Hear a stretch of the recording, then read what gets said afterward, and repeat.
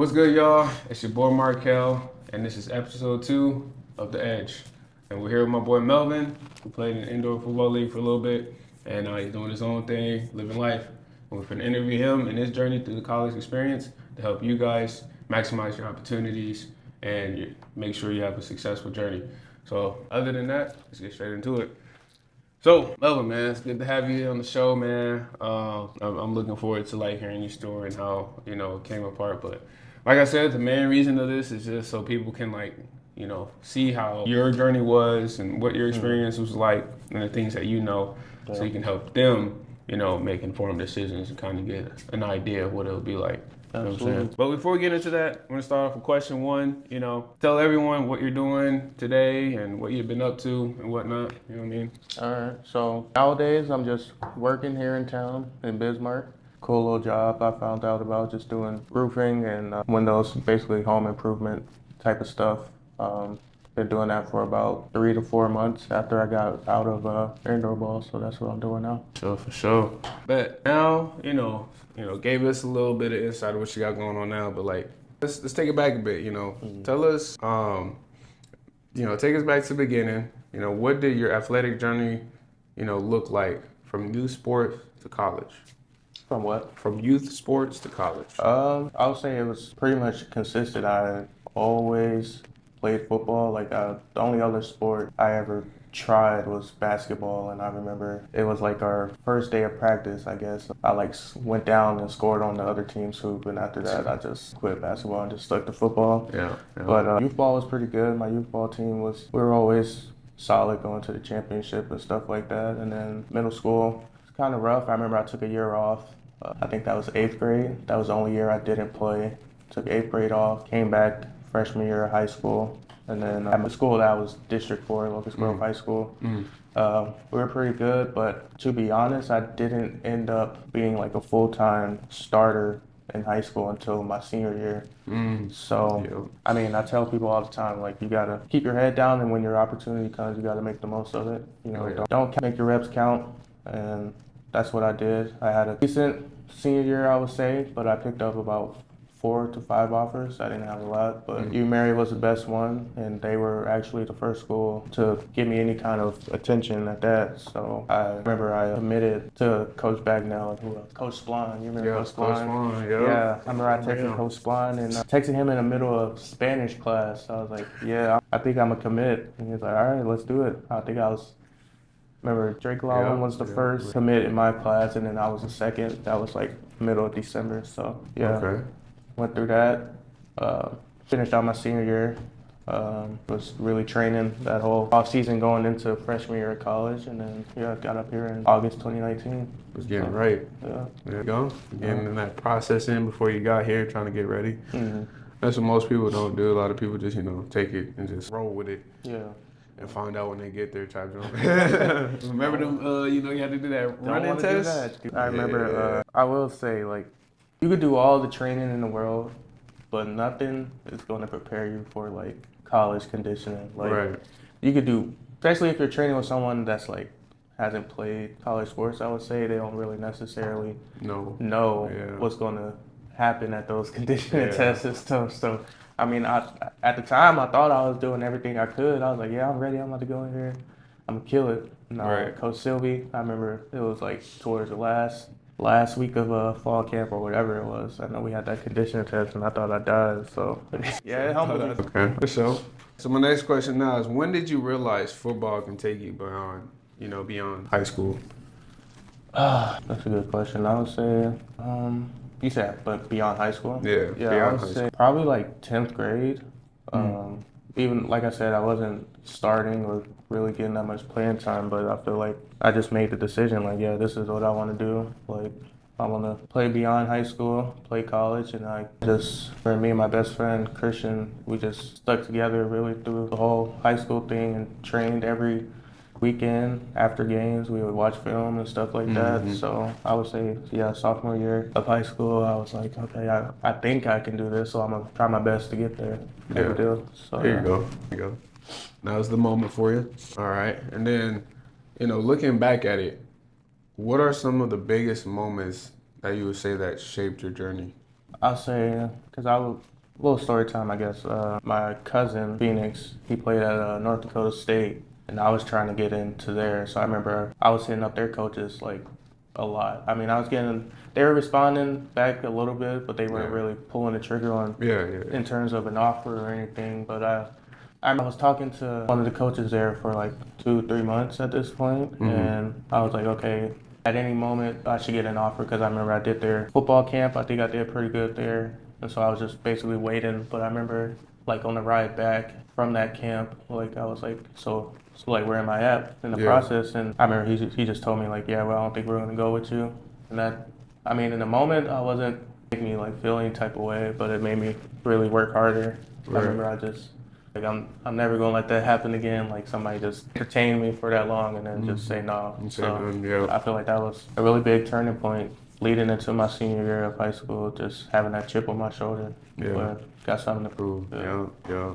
A lot of things like that is definitely, what shapes people's careers. As soon as you get that chip on your shoulder, you just want to, outperform and show out. You know what I mean? Yeah, absolutely. Prove that they didn't think you can do. You know what I'm saying? All right, so we're gonna go into, dive a little deeper in each section here. The first one I want to talk about and get, some more details is, the college recruiting process for you. You know what I'm saying? So, first question is, what was your recruiting experience like coming out of high school? I would say it was pretty below average. I think I know a couple of my teammates, they were getting offers like their sophomore year of high school, but I didn't really start hearing from coaches until the end of my junior year. Like I said, I didn't have any real film like that. I remember I was still playing JV in the junior year of high school. Okay. A little bit. I was playing both, actually. I was playing JV and varsity. 11th grade. And so anytime I would reach out to coaches, they'll be like, let's see your film. But I didn't have that much film. So it was pretty slow until like I said, like senior year. In the senior year of high school is when I actually took initiative to like, okay, they're probably not going to reach out to me because I'm not a starter or anything like that on my team. So I have to go through my own research. And then that's when I started reaching out I started with North Dakota State, talked to them for a little bit. Then I reached out to UND. They, surprisingly, to my surprise, they were actually like interested for a while. I remember I was talking to their coaches for about 4 months. And did you have connections to these coaches or you just emailed them?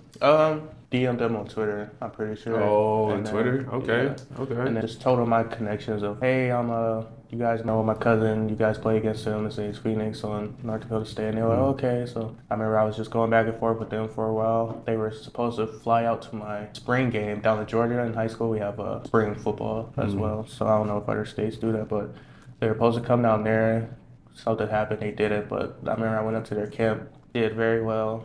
And like I said, same thing. It's just like, yeah, I think we're going to go in another direction. But it was just cool to see, like, hey, I'm not even, like, a star on my team, and I'm getting, like Division I, like, actually talking to these guys. I remember I would have to call them. We would call each other, like, I think it was every Tuesday night at, like, 8 o'clock. So it was just seeing that I could maybe do that at that level. But then as far as, like, Division II, where I played, Mary, they came into the picture at the UND football camp. That's where Coach Blond was at. Okay. So I talked to him, and for the longest time, I thought that UMary was Mayville. So like for like 2 months, Coach Blond is like hitting me up, and I'm like, I'm not going to Mayville, North Dakota. So I kind of like blew him off, and then I was like, okay, let me read the school up, and it's like UMary, like okay, campus is nice, like the hill and everything. Look over to Missouri. I'm like, it's a nice campus and everything. So I ended up taking a visit. Was it unofficial? Official. I know mine. It was. I took an unofficial in August. Came up here. At least you was here without the snow. Yeah. I came up here. Got my first offer. I remember like sitting in that office, like my heart dropped. Like just hearing those words, like yeah, we're gonna offer you this. It's crazy. So after that, I got Crookston. I took an unofficial visit there. No shade campus. Is that bad? It's bad, bro. It's bad. But I was like, yeah, I can't be here. So got an offer from Crookston, and then I think I ended up getting like Albany State, Fort Valley. Those are both in Georgia, and then Culver Stockton. I think that's in like Illinois or Indiana. So those are all the offers you got? Yeah. Okay. And you married the only D2 up? No, Fort Valley and Albany are D2. and then Christian was Yeah. at their program. You Mary just had a better offer or what? Yeah, better offer. Just seemed like they had more. I mean, they were still rebuilding, but it seemed like they were the only team that had the most stability, I guess. Like had a system in place Yeah. that they were following and stuff Right. like that. So Okay. yeah, I did that, and then like I said, ended up committing like December 2018.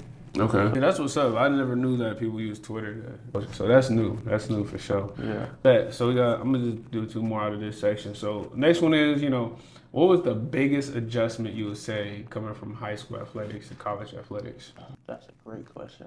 The playbook. Oh my gosh. Oh, Yeah, the yeah. playbook. Yeah, Because I'm already like, I'm one of those guys where like, I can't like look at it on like a board and all right, I got it. I need to go rep it. Like I need to physically be doing it to get it burned into my head. So I remember I kind of got lucky. Actually, I got here 2019. I remember I had to have labrum surgery right away, and so I redshirted that year. The next year was COVID, so that was 2020.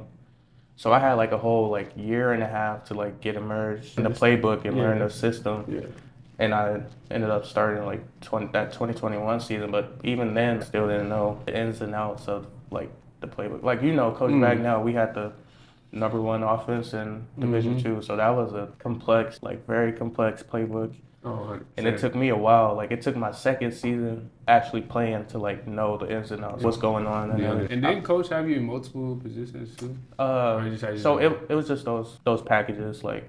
Trick play packages. Okay, like, that's right. Last question in this section right here. What's something recruits think college sports are like that isn't actually true that you think? I would say, but I'm an example of this as well, but I feel like coming in to college, especially at a lower level, like D2, you're like, oh yeah, I'm gonna come in right away, be a day one starter. Like this is gonna be easy. I'm just come in here and then move up to Division I, but it's not like that. Some of the best athletes I prefer at the Division II level, like Danny Kidner, Luke Little, Logan Nelson. Like there's a lot. So I just feel like they underestimate the talent level, especially if it's not Division I. That's something else. That's not true. Yeah, skills in all types and every level. You feel me? So everybody got different stories. Exactly. All right. So now that we went over the college questions there, and we kind of want to touch a little bit more on your like professional experience. I know that we talked about that already, but kind of want to get some more details on that. One of the questions I want to know is, what was it like, getting the opportunity to play professional football? I guess it was pretty casual. Actually, I was actively seeking out to play professionally.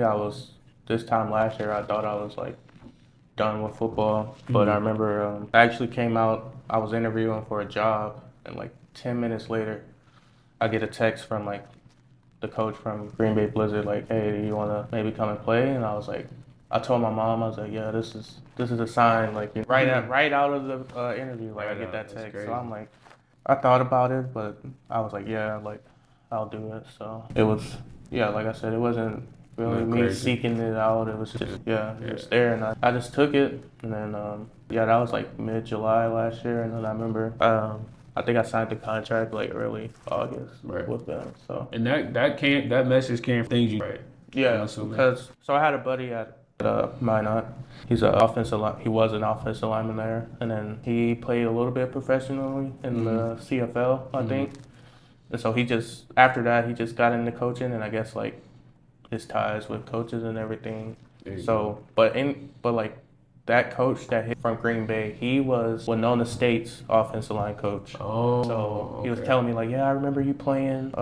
You look good and everything. And I remember actually like it wasn't him, but one of their other coaches after the game was like, hey, like you know how to ball, like type of deal. So yeah, it was just the football world is very small. Like you got a lot of connections everywhere. Yeah. Like even if you play, it don't matter what level, you'll just have connections. Yeah, so, connections is huge for sure. Okay, next question is, what is something most people don't realize about trying to play professional football?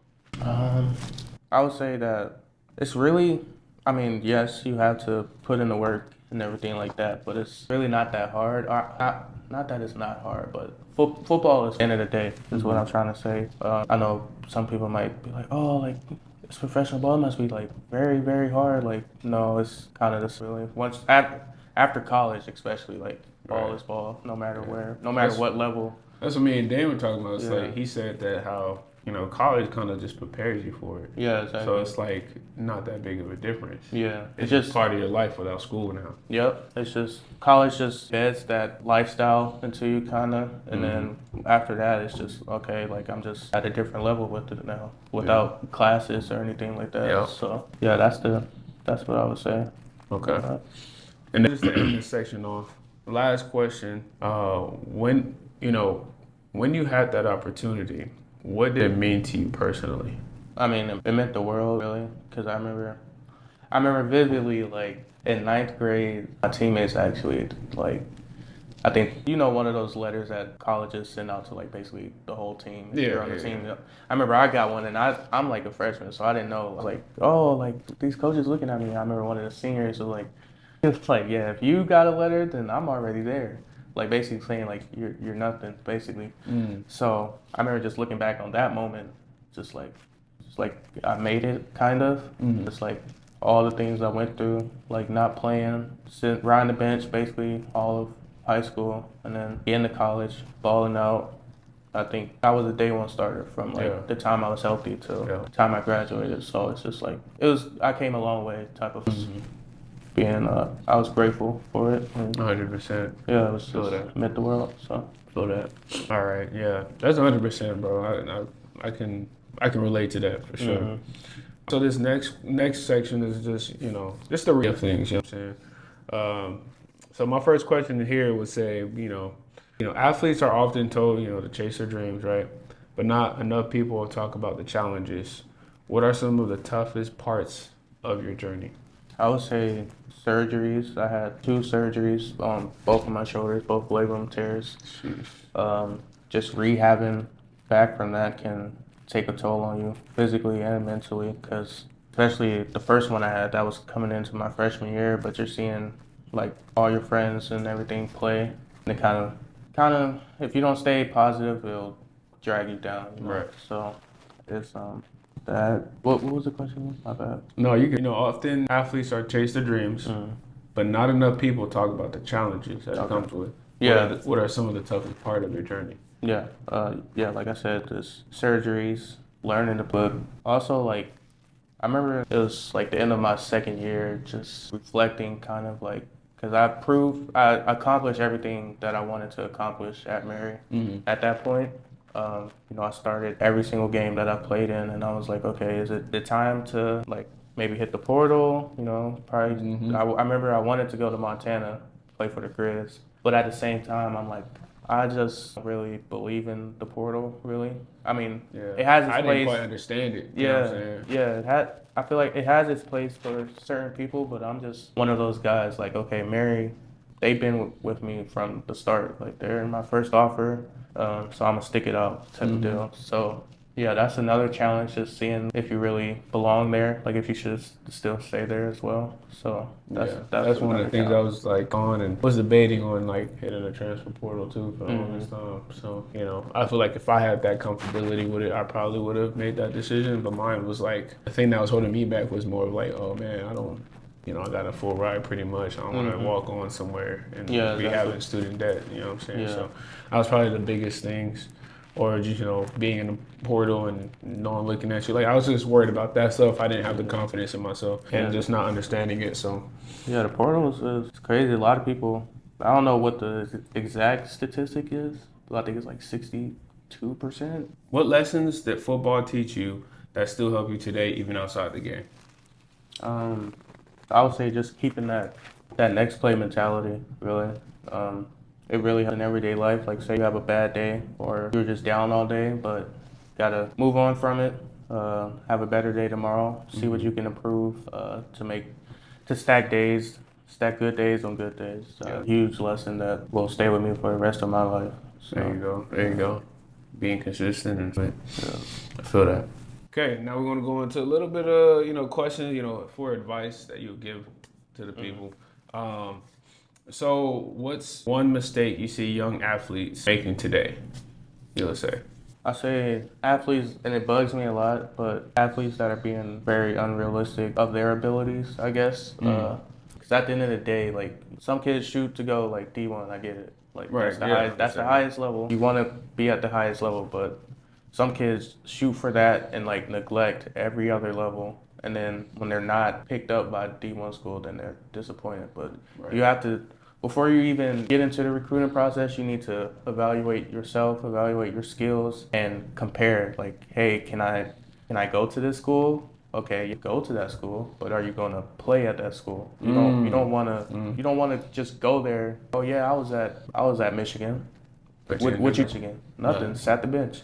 All right, so that's the main advice I would have. Go somewhere where you can be a difference maker. It might not be your first year, but like by that second year, you need to be contributing in any way, like making a difference at that school, even in the community as well. Like you want to give back. So 100%. that's the biggest piece of advice. That makes you look better, especially when you involve community. Yeah. Okay, so this next one is a little bit more for the parents. What advice would you give parents supporting an athlete through setbacks? Say that one more time. What advice would you give parents supporting athletes or their athletes through those setbacks? So what advice would I give parents? I'll say kind of just, obviously be there monitoring their recruitment and stuff, like making sure everything's on track. But I would say like lay out a guideline for them and kind of just let them go out on their own and get that done for themselves, so they can have, so their kids can have firsthand experience, and because you're vouching for yourself, basically that's what recruiting is. So they need to learn how to like stand up for themselves, learn how to talk to coaches and everything like that, build those connections. So I would say don't be the parent that's like, that's always behind their son, like in the coach's ear. Do not be that parent that's basically for them, like doing the work for them. Right. Like let your son or daughter get out there and vouch for themselves. There you go. And then what's something you wish you knew when you were 16 years old or before coming into college? Yeah. Something I wish.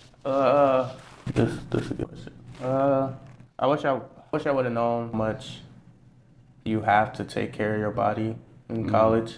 Yeah. Because I remember like coaches telling me in high school, like, take care of your body, like you're gonna feel it.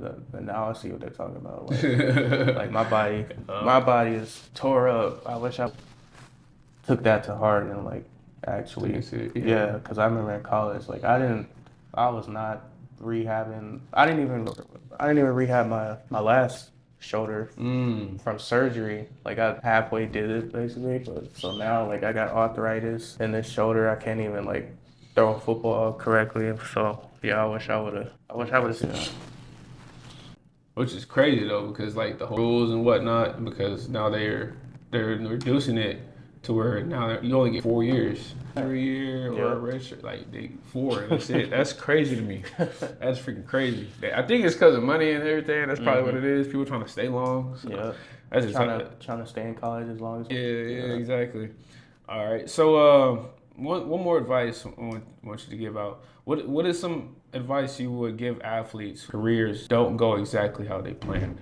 That's a good one. I would say I should have used this myself, but I feel like find hobbies that aren't related to your sport as well, because the sport's going to end for everybody. You don't know when, and if you're putting your time and like even on your downtime, you're just thinking football.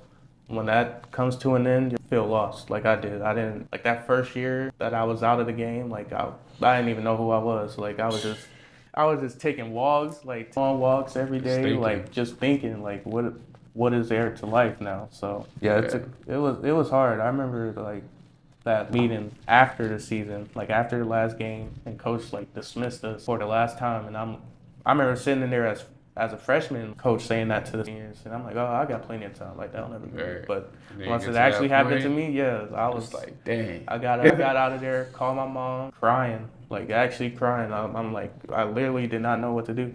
So I would say, just find hobbies, find what else you like to do outside of the game, because that will really help you in your transition from the game to normal life. 100%. Yeah. Like your boy, I do YouTube, you know what I'm saying, as you see, and I got my own personal channel at Markel Evans.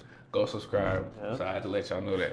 All right. So now we got through those. We're going to finish it out, a few more questions here. So what's one thing every athlete and parent should understand before starting this journey? That I would say you have to stay in every aspect. Like the recruiting, you got to stay on top of that day in, day out. your training, even your diet. And then even once you get into college, you got to stay on top of the playbook, stay on top of your schoolwork. It's just consistency wins 99% of the time. Yeah. So just you got to stay consistent. That's the motto I live by. Yeah. I feel that 100%. All right, we got one more question. We got a bonus question for you. So what does, understanding the edge, what does having the edge mean to you? Or what would it mean to you if you had this back then? You know what I mean? Just having that advantage over your opponent. Like you can have the edge in different ways. Like say like you're not the most talented, but you're very athletic. So that's a way you can have the edge. Somebody, I feel like myself, I was not like very football. So I had to use my athletic ability and just using my like in-game knowledge to have the edge over my opponents. Yeah, like I said, another way, because I played D-line until my junior year of high school and then transitioned to O-line senior year. So just having that knowledge of how D linemen would play this if I lined up this way, that gave me an edge. So yeah, just finding different ways to have the edge over the advantage over your opponent. Yeah. Kind of like you said, like when you go into understanding the playbook, like understanding the playbook can get you ahead of a lot of people. You know what I'm saying? Man, I had the same experience in high school. I God. knew the playbook in and out, so I was in every receiver position. Exactly. You know what I'm saying? So a good example of that is what's his name? Drake. He came in like he knew the playbook. Yeah, down pat. He was teaching me. I remember that COVID year, so we weren't playing or anything, but I was like Drake, I need you to help me out. And I still didn't get it. So that just knowing the playbook, especially in college, just knowing what you're doing will get you on the field faster than anything else. I feel like obviously you have politics. Yeah. Every team's gonna have that, but like outside of that, like knowing what you're doing will 9 times out of 10 get you on the field. That information, those conversations, all that is giving you the edge. Yeah. Being able to have a successful college career. Yeah. Okay, now on to the bonus question and understanding, what the edge is about and helping out the people who are watching. So my bonus question to you and kind of helping the brand, if there was a PDF guide based off the conversation that we just had in your experience, right? What is one guide that should be of parents and athletes to help them be successful in this journey? What would you think that guide should be? The recruiting aspect. Just, are you saying like part of this conversation with that? Or just your college experience? Like, what if there was a guide that helped you make your college successful and allowing you to maximize your opportunities? What would that guide be about? Okay. Sure. Yeah, the recruiting process, just knowing how to navigate that, how to even talk to coaches. Like I use Twitter to get in contact with all the coaches, but I'm pretty sure I made some mistakes on like how I reached out or whatever. Just have a PDF guide on like how to talk to coaches, how to reach out to coaches, how to actually entertain them once you get their attention, and then hopefully get an offer out of that. I feel like that's one. That's good. I'm happy you brought it up because we have one guide about college recruiting, but I feel like coming from you and your experience, we can create more on, because the one we created is all the aspects, and NCAA eligibility, creating a highlight reel, email template to coaches, you know what I'm saying, all that stuff. But I feel like based off our conversation, you can make one more focused and tailored to how to communicate with coaches during the college, process. You know what I'm saying? Because like I said, I didn't know people were using Twitter. Yeah. You know what I mean? Yeah. And just having that tone, that language, what to expect. Yeah. Like the coaches are might going to talk to you, but at some point they might be like, it's still a different way. Yeah. But you need to keep pushing. You feel me? So I feel like with that being said, that's something that we can look at as far as creating another PDF based off this interview and your experience. So other than that, man, I appreciate you coming in, answering the questions, helping the folks, you know what I'm saying, who's watching, and sharing your story, bro. Absolutely. But yeah. Other than that, y'all, that's episode 2 of The Edge. And your boy Melvin here, doing his own thing, going crazy, living life. But yeah, subscribe to the channel, and I'll see you on the next one. I love y'all. Peace.